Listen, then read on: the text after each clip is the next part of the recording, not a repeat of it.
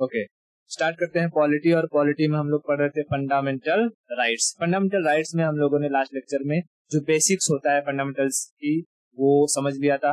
Article 12 क्या कहता है उसके बारे में देखा था, आर्टिकल 13 क्या कहता है उसके बारे में देखा था।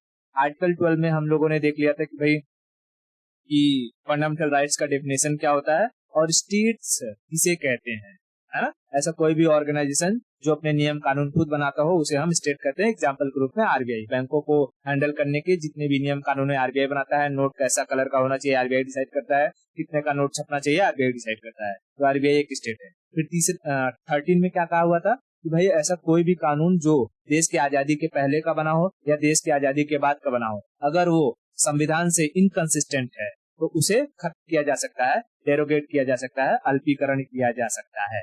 ये आर्टिकल 13 था। उसके बाद हम लोगों ने लास्ट में थोड़ा सा ओवरव्यू लिया था कि हमें फंडामेंटल राइट्स में क्या क्या चीजें पढ़नी है। जैसे जैसे ट्रिक क्या बताया था मैंने, ट्रिक क्या बताया था मैंने, समान स्वतंत्रता, स्वतंत्रता का शोषण होता है। तो 4 बार बोल के याद कर लो, समान स्वतंत्रता, स्वतंत्रता, मैंने त्रा लिख दिया है, स्वतंत्रता का शोषण होता है। ठीक है, स्वतंत्रता का शोषण होता है। और इसका धार्मिक शिक्षा, धार्मिक शिक्षा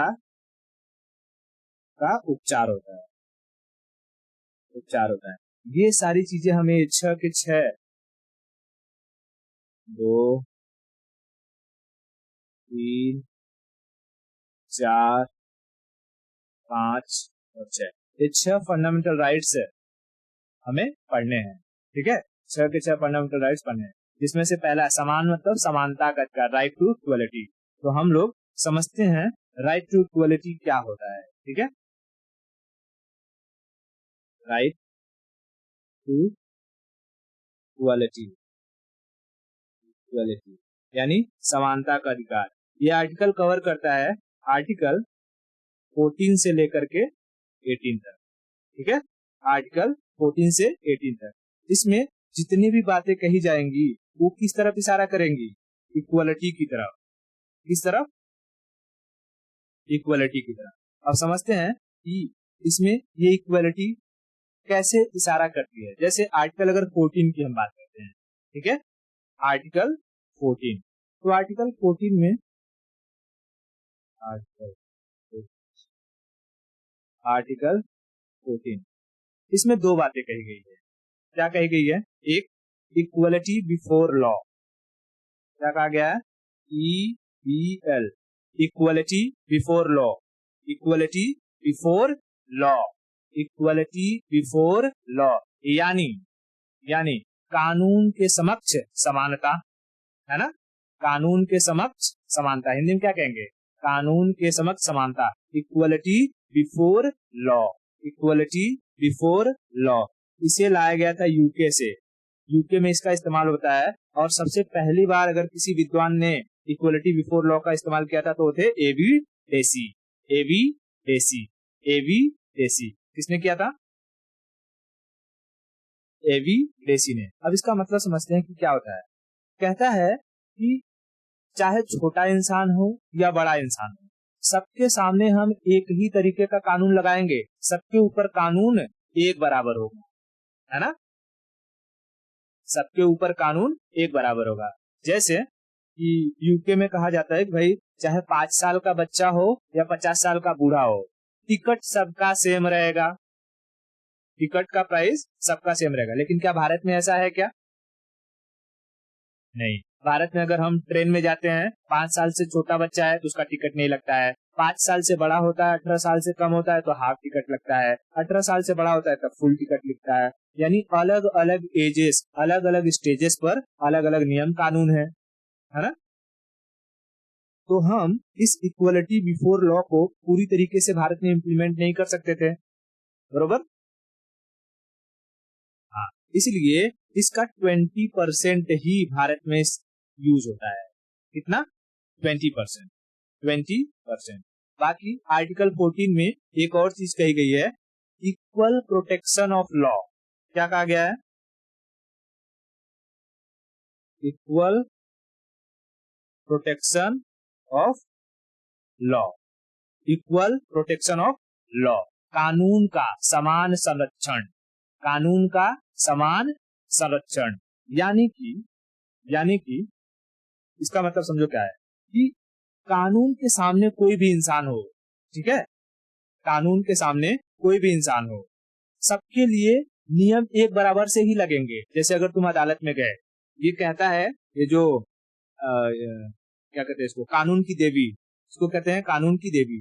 कहते हैं कि भाई कानून की देवी के आंखों पर क्या बनी होती है? पट्टी। क्यों बनी होती है? ताकि वो सभी इंसान को एक ही नजर से देखे, चाहे कटघरे में राजा आए, चाहे रंक आए, चाहे मोदी जी आए, चाहे आम पब्लिक आए, सबके लिए एक ही क्या दिया जाए? समानता दी जाए। मतलब कि अगर मोदी भी जाएंगे तो भी उन्हें उस कटघरे में खड़े होकर के जज के सामने सर झुकाना होगा, उन्हें कहना होगा, अपनी बातों को रखना होगा। या कोई आम पब्लिक हो, उसे भी उसी कटघरे में जाकर के अपनी बात को रखनी होगी, है ना? ओके। और ये पता है, ये जो कानून की देवी है, इसके एक हाथ में तराजू और एक हाथ में तलवार होती है। ये क्या रिप्रेजेंट करता है? हाँ, कानून, ये जो तराजू है, तराजू में ये मेजर किया जाता है कि वहां पर इसका पलड़ा भारी है। मतलब कि अगर केस चल रहा है तो केस तथ्यों के बेसिस पर चलता है, डॉक्यूमेंट्स के बेसिस पर, फैक्ट के बेसिस पर। कभी भी कोर्ट में इमोशंस काम नहीं देते हैं, है ना? कोर्ट में इमोशन काम नहीं देते हैं। तो इसलिए पहले इसकी आंखों पर पट्टी बनी है, कहती है कि मैं कुछ नहीं देखती हूँ, मुझे सिर्फ फैक्ट समझ में आते हैं। फैक्ट अगर समझ में आए, अगर तुम्हारा पलड़ा भारी हो गया, ठीक है, यानी तुम्हारा पल्ला भारी, तुम जीत गए हो, तो जो हार गया है उसको मैं अपने तलवार से काट दूंगी, मतलब उसे उसके अकॉर्डिंग सजा दूंगी। ठीक है, तो इसका जो तराजू है वो न्याय को रिप्रेजेंट करता है और तलवार सजा को। समझ में आया? इतना चीज क्लियर हुआ? तो आर्टिकल 14 में क्या कहा गया है?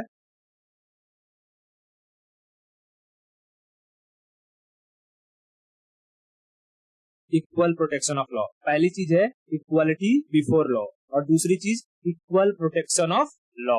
इक्वलिटी बिफोर लॉ और equal protection of law.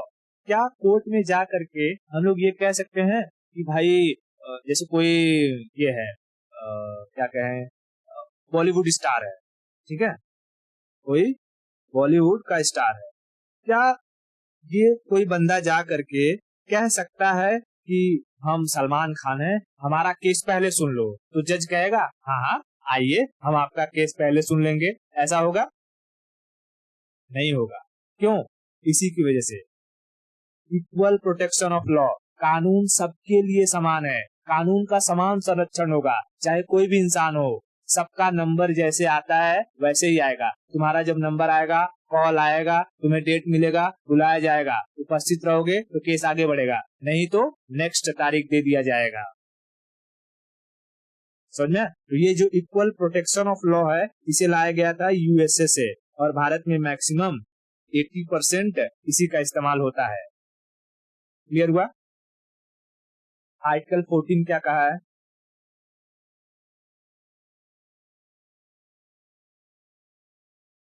Equality before law और equal protection of law. Equal protection of law.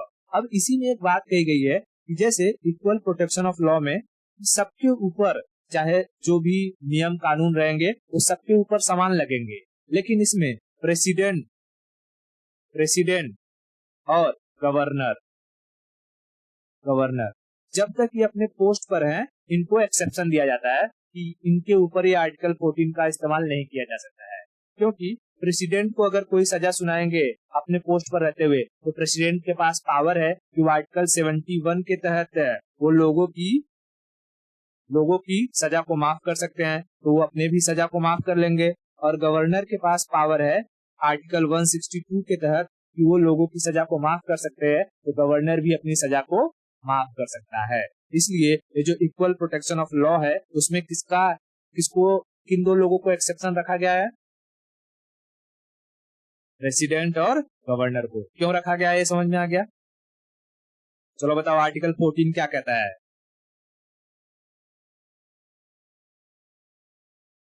Equality before law, equality before law कहां से आया था,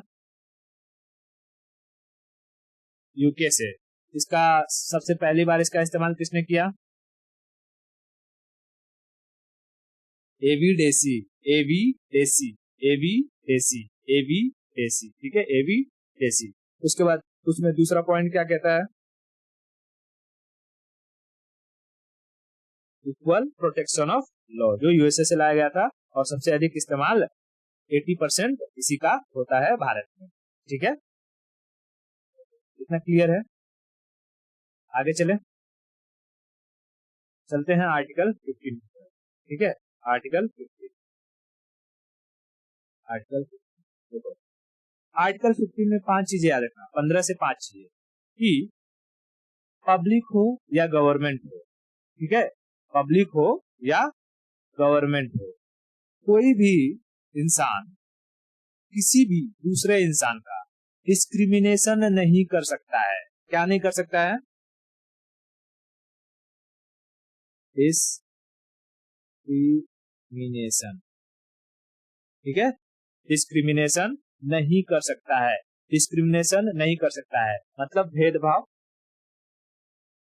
भेदभाव किसके बेसिस पर नहीं कर सकता है, तो 5 चीजें। पहली चीज तो है उसके कास्ट के बेसिस पर, ठीक है, कास्ट के। दूसरी चीज होता है उसके रिलीजन के बेसिस पर, रिलीजन के बेसिस पर। तीसरी चीज होती है उसके वंश के बेसिस पर, वंश मतलब इनहेरिटेंस, इनहेरिटेंस वंश के बेसिस पर।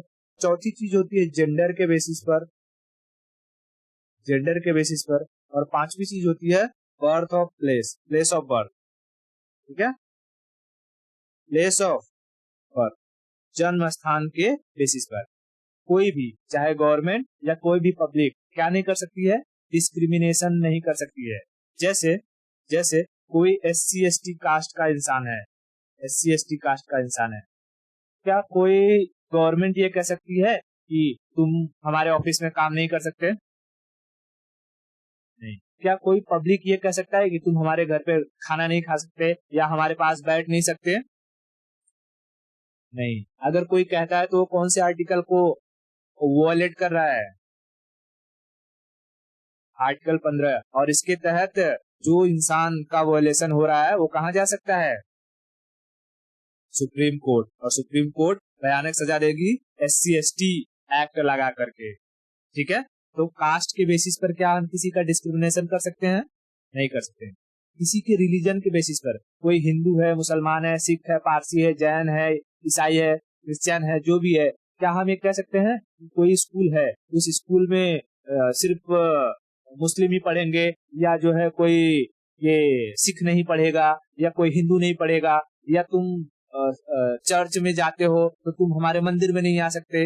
रिलीजन के बेसिस पर क्या हम डिस्क्रिमिनेट कर सकते हैं, नहीं, डिस्क्रिमिनेट नहीं कर सकते हैं।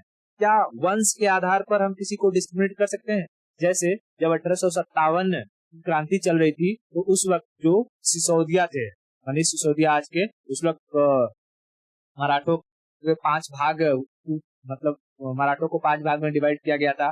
तो सिंधिया परिवार जो थे, सिंधिया, मैं सिसोदिया बोलो, सिंधिया परिवार जो थे, उन लोगों ने अंग्रेजों का साथ दिया था। तो क्या उनके दिए गए साथ के कारण हम आज के टाइम में सिंधिया परिवार का बहिष्कार कर सकते हैं, डिस्क्रिमिनेट कर सकते हैं उन्हें, कि तुम्हारे दादा परदादा परदादा ने अंग्रेजों का साथ दिया था इसलिए हम तुम्हें अपने पार्लियामेंट में रहने की जगह नहीं देंगे, देश से बाहर निकाल देंगे, महाराष्ट्र में रहने नहीं देंगे, ऐसा कर सकते हैं, नहीं कर सकते हैं, ठीक है। क्या जेंडर के बेसिस पर हम डिस्क्रिमिनेट कर सकते हैं कि तुम लड़की हो तो हम तुम्हें जो है पढ़ने नहीं देंगे, हम तुम्हें जो है हैवी ये एरोप्लेन नहीं चलाने देंगे, जो है तुम तलवार नहीं उठा सकती या रेसलिंग नहीं कर सकती, कुछ ऐसा कर सकते हैं हम लोग जेंडर के बेसिस पर, नहीं। क्या प्लेस ऑफ बर्थ के बेसिस पर हम डिस्क्रिमिनेट कर सकते हैं, यूपी में पैदा हुआ तो यूपी वाला महाराष्ट्र में आकर के जॉब नहीं कर सकता है, महाराष्ट्र में रहने वाला मराठी यूपी में जाकर के घूम नहीं सकता है, क्या हम डिस्क्रिमिनेट कर सकते हैं? नहीं कर सकते हैं। अगर इन सब में से कोई भी चीज कोई करता है तो कौन से आर्टिकल का वोलेशन होता है? आर्टिकल 15। आर्टिकल 15। अब देखो, मैं जब स्टार्टिंग में कॉन्स्टिट्यूशन फंडामेंटल राइट पढ़ा रहा था तो मैंने बताया था हमारे जो फंडामेंटल राइट्स हैं वो एब्सोल्यूट नहीं है। एब्सोल्यूट नहीं है। एब्सोल्यूट का मतलब 100% नहीं है। तो ये जो डिस्क्रिमिनेशन वाली बात है ये भी 100% नहीं है, मतलब तुम 100% नहीं कर सकते। इसमें ना एक डिस्क्रिमिनेशन है जिसे हम लोग कहते हैं पॉजिटिव डिस्क्रिमिनेशन। क्या कहते हैं? Positive discrimination. पॉजिटिव डिस्क्रिमिनेशन यानी किसी एक पर्टिकुलर कास्ट या रिलीजन को आगे ले जाने के लिए, क्योंकि वो बहुत पिछड़ चुका है, तो हम क्या कर सकते हैं उसके लिए? रिजर्वेशन दे सकते हैं। क्या दे सकते हैं? आवाज नहीं आ रही है। रिजर्वेशन दे सकते हैं। क्या दे सकते हैं? रिजर्वेशन दे सकते हैं। तो रिजर्वेशन एक तरीके का क्या है? Positive discrimination. हालांकि ये रिजर्वेशन का टॉपिक है नहीं, रिजर्वेशन का टॉपिक बहुत बाद में आता है, उसमें हम अच्छे से डिस्कस करेंगे रिजर्वेशन सही है गलत है, देना चाहिए नहीं देना चाहिए। बट यहाँ पर भी समझो कि हमारे कॉन्स्टिट्यूशन ने कहा है कि हम पॉजिटिव डिस्क्रिमिनेशन कर सकते हैं। किसी जैसे SC ST वाले हैं उनको हम क्या कह सकते हैं कि ठीक है भाई, आपको हम रिजर्वेशन देंगे, जॉब में रिजर्वेशन दे देंगे, स्कूल कॉलेजेस में रिजर्वेशन दे देंगे। क्यों? क्योंकि इनकी बैकग्राउंड को देखते हुए बहुत टाइम से ही इनको आगे बढ़ने का मौका नहीं मिला, ये भी मेन स्ट्रीम में आ सके इसके लिए हम इन्हें क्या देंगे? रिजर्वेशन देंगे। ठीक है, तो रिजर्वेशन एक तरीके का क्या है? पॉजिटिव डिस्क्रिमिनेशन है। समझ आ रहा है? पॉजिटिव डिस्क्रिमिनेशन है। इसी तरीके से जो महिलाएं होती है जेंडर के बेसिस पर, महिला, क्योंकि अगर हम बायोलॉजिकल देखें, हमने बायो पढ़ा है, तो महिलाओं में आयरन की मात्रा कम होती है कि नहीं होती है? इसीलिए महिलाओं का शरीर सॉफ्ट होता है। और जो पुरुष होते हैं, पुरुषों में आयरन की मात्रा अधिक होती है, इसलिए उनका शरीर हार्ड होता है। तो अगर हम बायोलॉजिकल रूप में देखें तो फीमेल जो होती है वो शरीर से कमजोर होती है, दिमाग से नहीं, शरीर से एज कंपेयर टू मेल कमजोर होती हैं। मैं ओवरऑल की बात कर रहा हूँ, ओवरऑल। अभी ये दिमाग में मत बिठाना हरियाणा में तो एकदम चंड चंड लड़कियां होती है, मार दे एक मुक्का तो आदमी बैठ जाए। मैं ओवरऑल पूरे पॉपुलेशन में बात कर रहा हूँ। अगर 100 लड़कियां और 100 लड़के हैं तो उस पर कौन भारी पड़ जाएगा? लड़के भारी पड़ जाएंगे, क्योंकि कितना भी कमजोर रहेगा एक लड़का एक लड़की से शरीर के मामले में तो ताकतवर ही रहता है ना? हाँ, तो हम यहाँ कह सकते हैं कि हम लड़कियों को ये कह सकते हैं कि भाई तुमसे कोई भारी वजन नहीं उठ पाएगा। ठीक है, भारी वजन नहीं उठ पाएगा, इसलिए जहाँ कहीं भारी मशीनरीज वाला काम है वहां पर तुम्हें काम करने नहीं देंगे, वहां पर खाली पुरुष ही काम कर लेंगे। तो ऐसी सिचुएशन हम क्यों लगा रहे हैं? ताकि यहाँ पर कहीं भारी वजन उठाते टाइम हो सकता है उन्हें फ्रैक्चर आ जाए, उनके उनको इंटरनल ऑर्गन फेलियर्स हो जाए। तो इसके लिए उनके सुरक्षा के लिए हम क्या कर सकते हैं? एक डिस्क्रिमिनेशन कर सकते हैं। समझ में आया? तो ये चीज दिमाग में रखना, पॉजिटिव डिस्क्रिमिनेशन अलाउड है। और पॉजिटिव डिस्क्रिमिनेशन किस सेंस में? किसी को सप्रेस करने के लिए नहीं, उनकी प्रोटेक्शन के लिए होना चाहिए, किसी की ग्रोथ के लिए होना चाहिए। जैसे रिजर्वेशन एक ग्रोथ है, हैवी वर्क में महिलाओं को काम न करने देना उनका प्रोटेक्शन है। समझ आ रहा है मैं क्या कह रहा हूँ? ये दिमाग में घुस रहा है क्या? हाँ, तो आंसर से मेरे को लग नहीं रहा है समझ ही रहा है। ओके, ठीक है। तो ये आर्टिकल 15 क्या कहता है?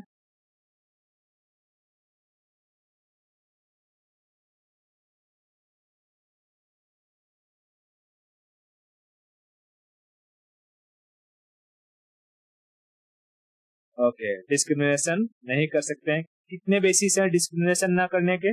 किस किस बेसिस पर डिस्क्रिमिनेशन नहीं कर सकते हैं? 5। कौन कौन से?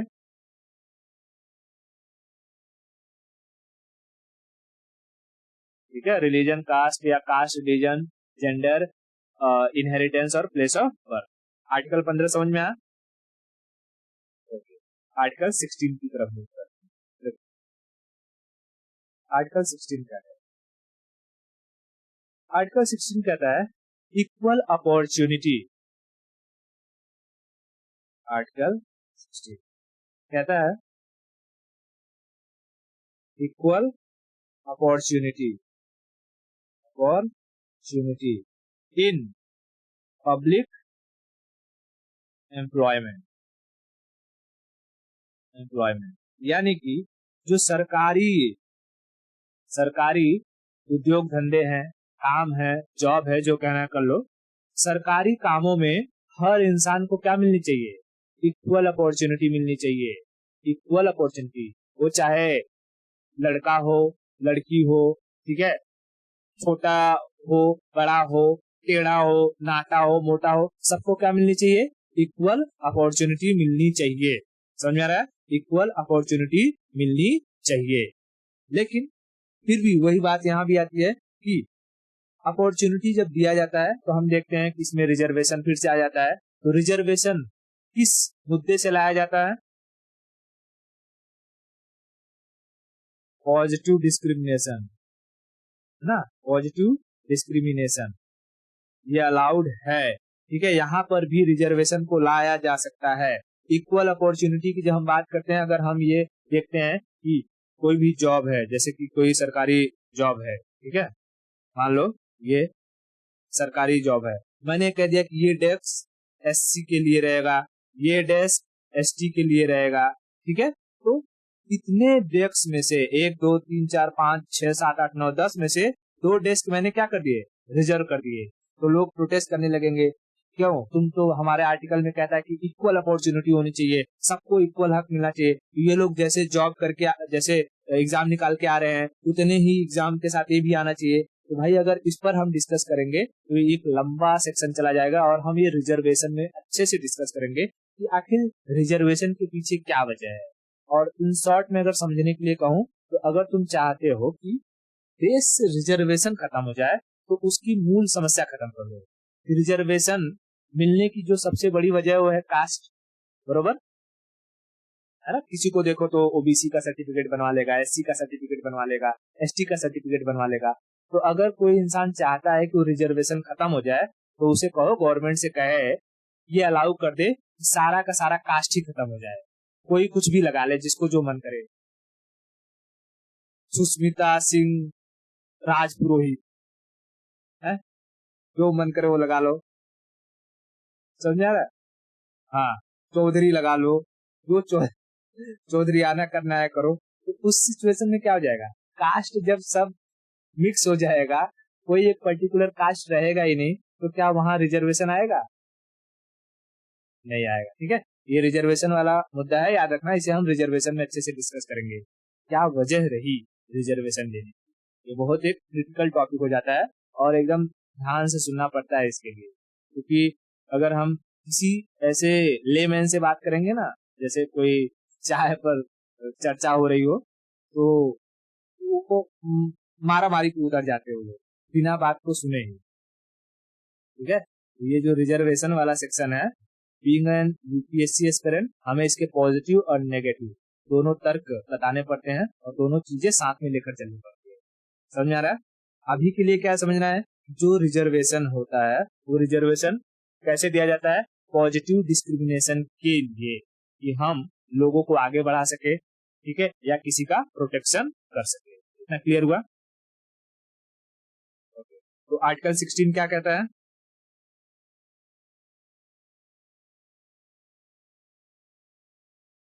Equal opportunity in what?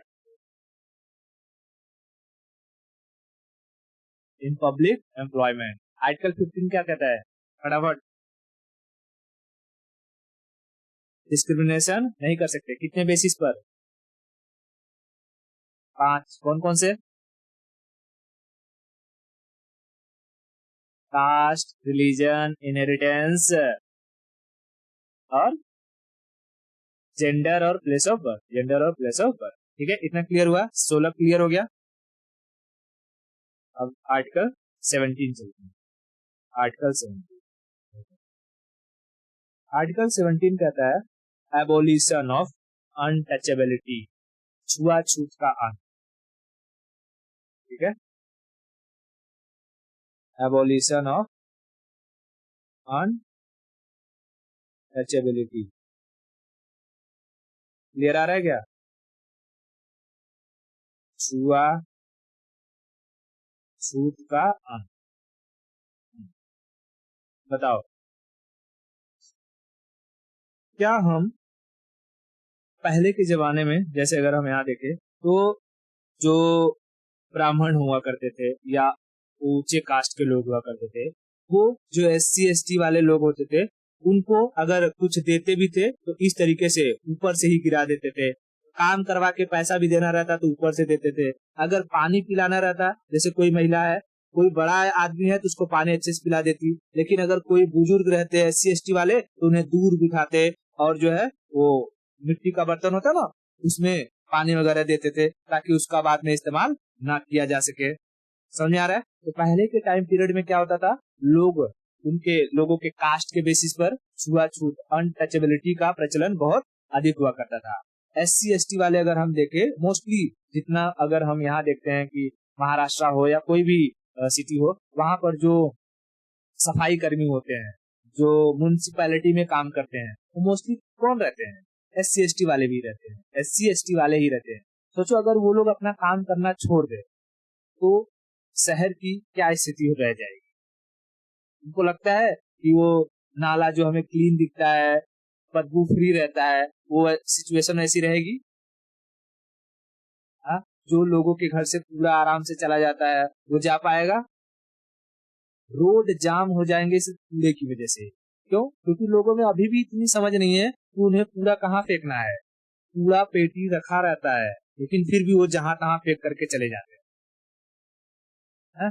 पूरा बदबू मारते रहता है, कोई उठाने वाला, कोई हटाने वाला कुछ नहीं। समझ रहा है? तो जितना काम ये सब करते हैं, जितना इम्पोर्टेंट दूसरे लोगों का, चाहे डॉक्टर हो, चाहे इंजीनियर हो, टीचर हो, जो काम उनका है वैसे ही सेम हमें उनके काम को भी रिस्पेक्ट करना चाहिए। समझ आ रहा है? तो आर्टिकल 17 क्या कहता है? एबोलिशन ऑफ अनटचेबिलिटी, छुआछूत का अंत। लेकिन क्योंकि फिर वही बात आती है, हमारा जो फंडामेंटल राइट हो एब्सोल्यूट नहीं है। अगर सोचो किसी को ये हुआ है, क्या कहते हैं, अरे कोरोना हुआ है, या कोरोना से, अभी तो कोरोना अभी आया ना, पहले वो चलता था, वो शरीर पर छोटा छोटा हो जाता है ऐसे दाने दाने, क्या कहते हैं उसको? Chicken pox. हाँ, चिकन पॉक्स। अगर किसी को चिकन पॉक्स हुआ है तो क्या हम उसे अपने पास बिठाएंगे? आओ आओ आओ बैठो, हमको भी हुआ, फैलाओ चिकन पॉक्स। हम उसको दूरी बना के रहेंगे। तो डिजीज की कंडीशन में हम लोगों के साथ क्या कर सकते हैं? अनटचेबिलिटी कर सकते हैं, उनसे हम दूर रह सकते हैं, उन्हें भगा सकते हैं, कह सकते हैं भैया तुम दूर रहो, है? तुम्हारे वजह से और लोगों को फैल जाएगा, है ना? तो डिजीज की कंडीशन में अनटचेबिलिटी अलाउड है। समझ में आया? अनटचेबिलिटी की जो केसेस हैं, क्या लगता है विलेज में ज्यादा देखने को मिलते होंगे या सिटीज में?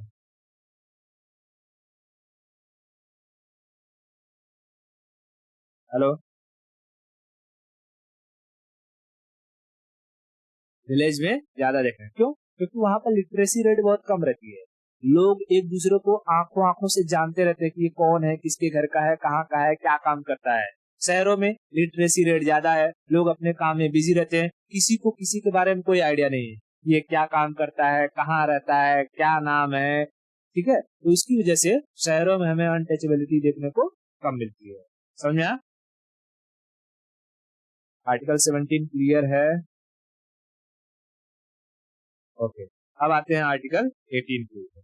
आर्टिकल 18 के ऊपर, आर्टिकल 18 कहता है एबोलिशन ऑफ टाइटल। आर्टिकल 18 क्या कहता है? Abolition of title. टाइटल मतलब उपाधियों का अंत, उपाधियों का अंत।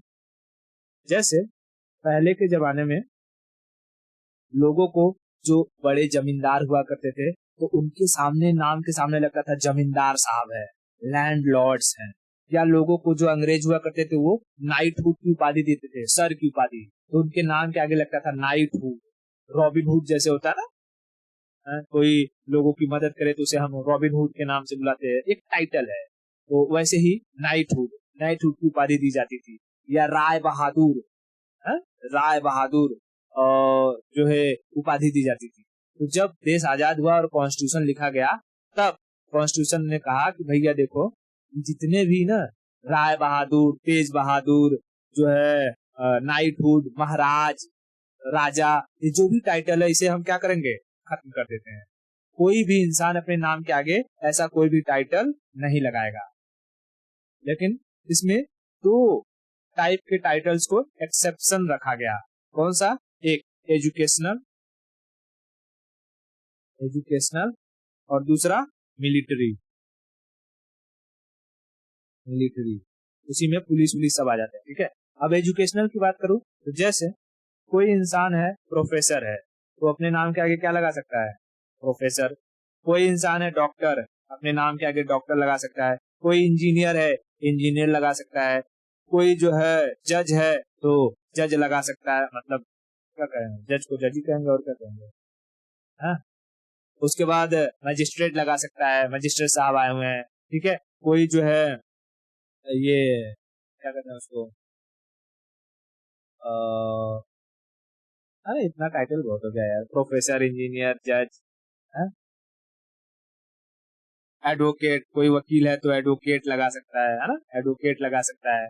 तो जितने भी पढ़ाई लिखाई से रिलेटेड टाइटल्स मिलते हैं उन्हें इंसान अपने नाम के आगे लगा सकता है। कोई पीएचडी होल्डर है तो भी उसके नाम के आगे जो है डॉक्टर लग जाता है, समझा रहा है? तो एजुकेशनल, एजुकेशन से रिलेटेड टाइटल को हम लगा सकते हैं। उसी तरीके से मिलिट्री या आर्मी, मतलब मिलिट्री या पुलिस वगैरह में अगर किसी को कुछ मिलता है, जैसे कि कोई लेफ्टिनेंट था तो उसके आगे, नाम के आगे लगा सकते हैं सूबेदार हो, मेजर सूबेदार हो, नायब सूबेदार हो, हवलदार हो, नायक हो, कर्नल हो, ब्रिगेडियर हो, मेजर जनरल हो, फील्ड मार्शल हो, कैप्टन हो, मेजर हो, जो भी कुछ हो भाई, तुम अपने नाम के आगे रिटायरमेंट के बाद अपने नाम के आगे लगा सकते हो, रख सकते हो, उसमें कोई दिक्कत नहीं हो। तुम कांस्टेबल हो या सुपरिटेंडेंट हो, ठीक है, एएसपी हो, डीएसपी हो, अपने नाम के आगे आराम से लगा सकते हो, कोई दिक्कत नहीं है, ठीक है। तो आर्टिकल 18 क्या कहता है? Abolition of title. किस तरीके के टाइटल को खत्म करना है? नाइटहुड, महाराज, लैंडलॉर्ड, राय बहादुर, है ना, उन सबको खत्म करना है। और कौन से टाइप के टाइटल्स को हम लगा सकते हैं? एजुकेशनल और मिलिट्री, एजुकेशनल और मिलिट्री। इतना चीज क्लियर हुआ? अगर हम ध्यान से देखेंगे, चाहे वो आर्टिकल 14 हो, 15 हो, 16 हो, 17 हो, 18 हो, इन सब में इक्वलिटी की ही बात कर रहा है, इक्वलिटी की ही बात कर रहा है। जैसे equal protection of law, equality before law, equality आया। उसके बाद 15 में हम किसी के साथ भेदभाव नहीं कर सकते हैं, है ना, डिस्क्रिमिनेशन नहीं कर सकते हैं, मतलब कि हमें समानता का भाव रखना है। डिस्क्रिमिनेशन नहीं कर सकते हैं मतलब समानता का भाव रखता है। उसके बाद इक्वल अपॉर्चुनिटी देनी है, इक्वलिटी की बात कर रहा है। फिर 17 में कह रहा है कि अनटचेबिलिटी का खात्मा करना है, मतलब सबको एक समान समझना है, अनटचेबिलिटी एक समान समझना है। 18 में कह रहा है कि कोई भी अपना उलट पुलट टाइटल नहीं लगाया गया, यानी सबको एक समान समझना है। और ये भी क्या कर रहा है? इक्वलिटी की बात कर रहा है। ये पूरे के पूरे जो आर्टिकल हैं, क्योंकि ये इक्वलिटी की ही बात करते हैं, इसलिए 14 से 18 के जो आर्टिकल है उन्हें हम क्या कहते हैं? Right to equality. Fundamental right में इसे हम राइट टू इक्वलिटी के अंडर में रखते हैं। राइट टू इक्वलिटी आर्टिकल 14 से लेकर के 18 के बीच में कवर होता है। समझ में आया क्या? ये पूरा का पूरा आर्टिकल जो 14 से लेकर 18 तक हमने पढ़े, इसमें कोई दिक्कत? ठीक है, तो इसको मस्त एकदम रिवीजन मारते रहना, और बाकी के जो बचे हुए हैं हम एक एक करके नेक्स्ट लेक्चर में देखेंगे। आज के लिए